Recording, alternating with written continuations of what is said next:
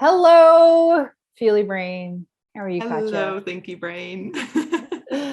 Yeah, we got a great question from a reader.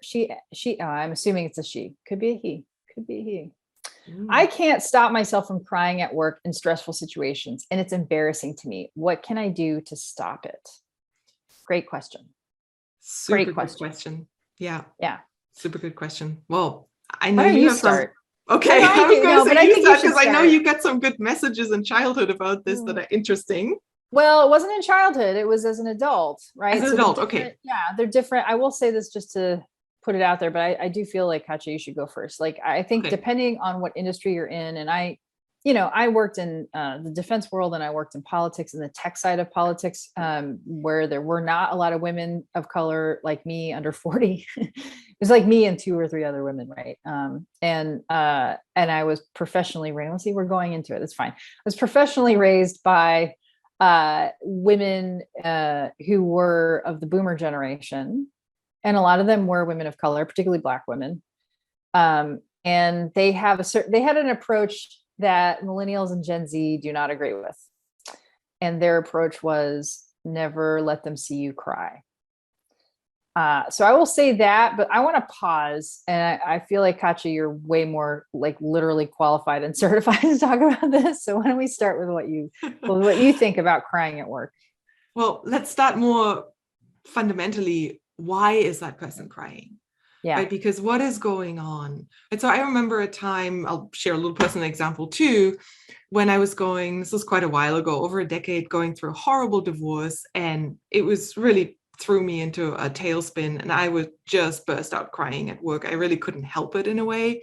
And I was very lucky that I was in a very sympathetic, kind, supportive environment and where that was okay, and my bosses were even sort of doing the there and giving me a lot of time. So but I'm saying this agreeing that context matters, environment matters, right? I imagine being working for a defense contractor and bursting out crying, that would have a very different response, right? But going back to what's going on, right? Why is that person crying? Do they have a stressor in their life that's impacting them at work that maybe has nothing to do at work?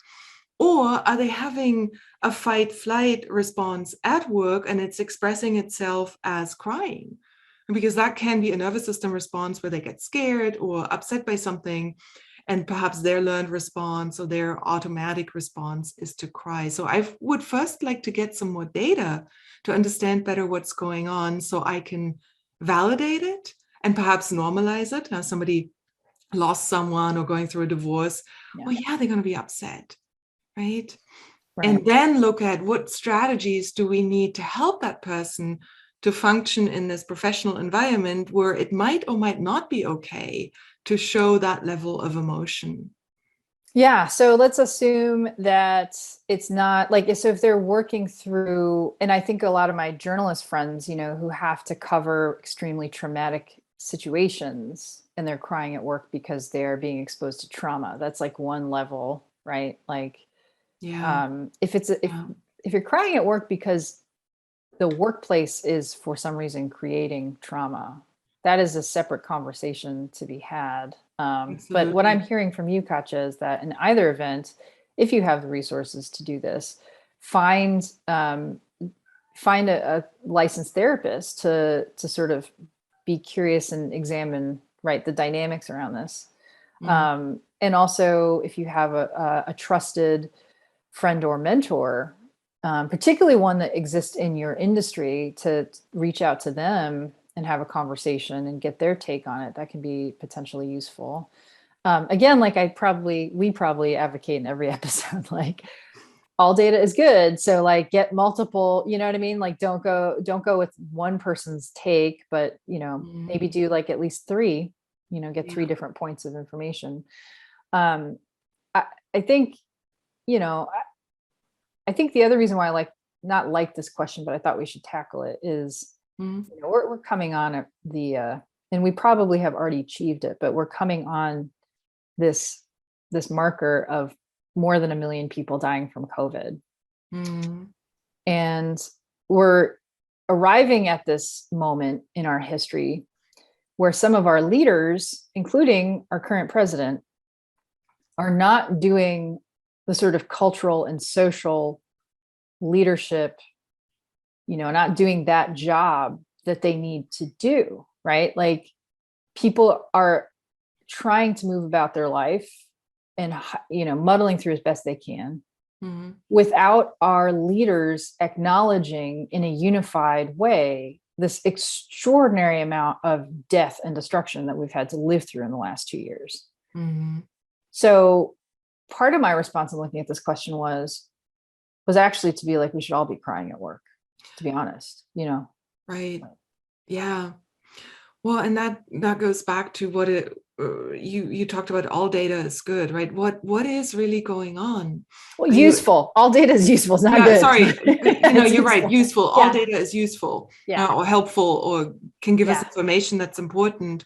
Yeah. And to your point, there is a lot going on in the world, and I do see a lot of burnout, of exhaustion, and just stress and overwhelm. And with those states, one of the expression, or one of the ways we release them, or what happens as a result, is that we cry. Some of us. Yeah. Some of us shut down. We have different responses to it, but sort of crying. And if that happens a lot, that can be a sign, wait, it's too much in the world, too much in your personal life, maybe loss. It can be loss of a person, but it can also be loss of a job, and even loss of a lifestyle, right? Because of COVID, a lot of us have lost certain lifestyles or things that were valuable. Hanging out with friends at a cafe, having that social connection, suddenly gone. Yeah. Right. So yeah, it's really important to validate and normalize that, and then perhaps find strategies. All right, how can I find outlets to deal with that? What self-care do I need? Right. So again, we can take a data-driven approach, right? What do I need to bring in to feel better? Yeah. Or to also address the cause that is triggering this response. I think the other thing too, one very clear symptom of burnout is a sense of numbness and anhedonia. So avoiding things that bring you pleasure or happiness, and then also this feeling of emotional numbness. And for most of the first part of the pandemic, I really experienced writer's block for the first time in my life. I could not write this column I've been writing for 5 years for Forbes. I just couldn't. It took me like a month and a half to finish a post once. And I couldn't do it. And I was so numb, and it lasted a year. And then I read this book that I really enjoyed. It was actually a 3-part book. And the character at one point, the main character, dies. And when I read that, I don't know what to say, Katja. I felt like I'd lost a family member, and I finally had this space where it was causing me to just weep, like really, like I read the passage, and I'm not going to spoil it. I'm not going to tell you, it was a fantastic book. But I just cried for 15 minutes. Wow. And then the next day I got up and I wrote my first article in a year. That's really powerful. And when it comes to crying, tears, when we cry, we actually release oxytocin, which is a calming, soothing neurotransmitter. Yeah, it's the natural antidepressant that your body creates, or one of, right? So crying can be a huge relief, and actually calm us down, or soothe us, or break through writer's block in your case. Yeah, no, I think writing is a very emotional process, and I was just numb, and I felt like I couldn't do anything that mattered. And after that moment, and the thing is too, it's also, and this is sort of to your point earlier, Katja, you might be crying at work because there's something going on that is just terrible in your home life. And, so you need to find a way to unravel that. Or you might be crying at home because there's something terrible going on in your work life, right? So there are these interconnected parts of ourselves that we need to be aware of. For me, I read a certain genre, usually sci-fi. I swear this is connected, y'all. Just stick with me. I know it's going to sound like I'm taking y'all on a tangent, but so there are, because people talk about self-care, but that's not, to me, self-care is not what helps me. Actually, when I think about it instead as raw materials, that actually helps me more. So there are these things that I do that generate raw materials that allow me to do the creative work that I do in my professional life. So reading is one of my greatest joys in life. I was avoiding reading when I was burnt out. I was avoiding reading fiction. So when I started reading fiction again, I had this emotional breakthrough where the numbness was dissolved and I was crying because the story was making me feel something, right? It's making me feel something. It was breaking my heart, actually. And that was important, as well as the neurotransmitters that it created, to dissolve the numbness so that I could go back to doing the things that I wanted to do. And it really reminded me that, reading high fantasy, sci-fi, space opera stuff, which is fiction and leisure, but it is my raw material that equips me to be able to write, fairly useful, I hope, business writing in my column, right? That's tactical and useful and pragmatic. So these two things are not related, right? They're not directly related, aside from the fact that they involve reading and writing, and pleasure, right? To read something that helps you find what fills your cup, right? Find exactly. What rejuvenates you, whether we call it self-care or raw material, right? Find what brings you joy, pleasure, rejuvenates you, re-energizes you. Yeah, because sometimes you're crying because you're not allowed to express some set of emotions that need to be processed in one sphere or the other, or sometimes it's the same sphere. Right. Right.